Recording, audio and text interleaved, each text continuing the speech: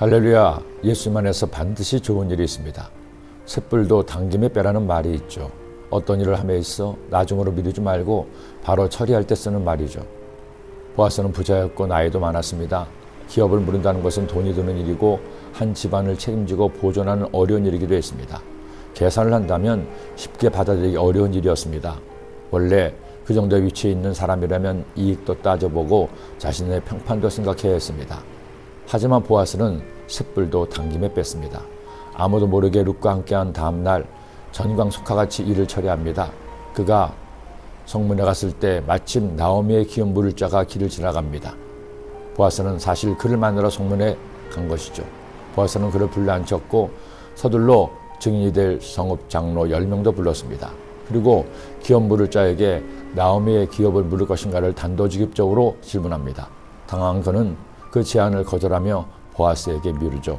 그 기업 물을 자가 이르되 나는 내 기업에 손해가 있을까 하여 나를 위하여 물으지 못하노니 내가 물을 것을 내가 물으라 나는 물으지 못하겠노라 하는지라. 옛적 이스라엘 중에는 모든 것을 물으거나 교환하는 일을 확정하기 위하여 사람의 그의 신을 벗어 그의 이웃에게 주더니 이것이 이스라엘 중에 증명하는 전례가 된지라. 이에 그 기업 물을 자가 보아스에게 이르되 내가 너를 위하여 사라 하고 그의 신을 벗는지라.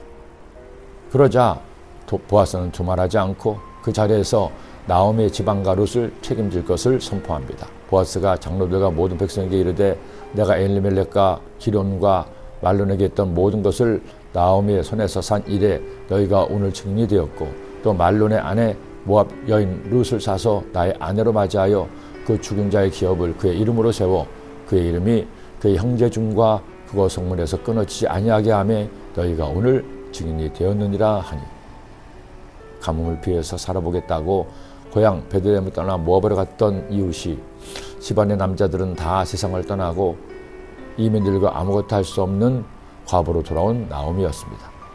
더 안타까운 것은 나오미를 따라온 청산가부 룻이었습니다. 이방 여인이 같은 하나님을 믿기로 하고 시어머니를 따라와 봉양하는 것이 가엾기도 하고 대견하기도 했던 여인을 보면서 베들레헴 사람들의 마음도 짠했을 겁니다. 그렇다고 해서 자신들도 먹고 살기 힘든 판에 그들을 선뜻 도울 수도 없었습니다. 그런데 보아스가 나선 것이죠. 성경에 자세히 나오진 않지만 장로들이 유다와 다말의 예를 들어가며 보아스가 룻을 통해 상속자를 낳게 하기를 원한다는 축복을 한 것을 보면 보아스는 자기의 대를 이을 자녀도 없었을 겁니다. 그런 이야말로 모두가 윈윈을 하는 결정이었습니다. 나오미는 노년의 평안과 안식을 보장받았습니다. 룻은 듬직한 남편을 만나 팔자가 펴지게 되었습니다. 보아스는 마침내 상속자 아들을 얻게 되었습니다. 그의 이웃 여인들이 그에게 이름을 지어주되 나오미에게 아들이 태어났다 하여 그의 이름을 오벳이라 하였는데 그는 다윗의 아버지인 이새의 아버지였더라.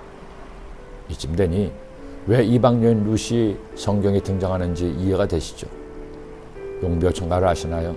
용비어천가는 한글로 기록된 최초의 문헌이기에 역사적 가치가 있는 악장입니다. 그런데 그 내용은 그야말로 용비어천가입니다. 주된 내용이 조선을 건국한 6대조의 업적을 찬양하는 내용이죠. 6대조는 목조, 익조, 도조, 환조, 태조, 태종입니다. 그것도 온갖 미사 여구를 다 사용해서 찬양하죠. 보아스와 룻은 이스라엘의 위대한 왕 다윗의 증조 할아버지, 증조 할머니입니다. 여러분 재밌지 않습니까? 다윗의 고조 할머니는 여리고의 기생 라합이었는데 증조 할머니는 룻이라니요.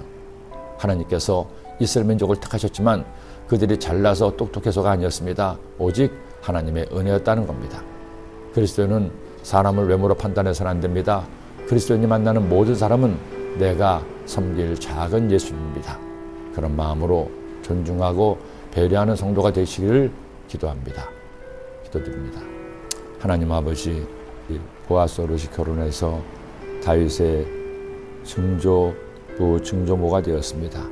저희들도 하나님을 잘 경외하고 하나님의 뜻대로 살아서 그리고 이웃에게 사랑과 수고를 아끼지 말아서 저희들의 후손을 통해 하나님의 큰 은혜가 임하는 역사가 있게 하여 주옵소서.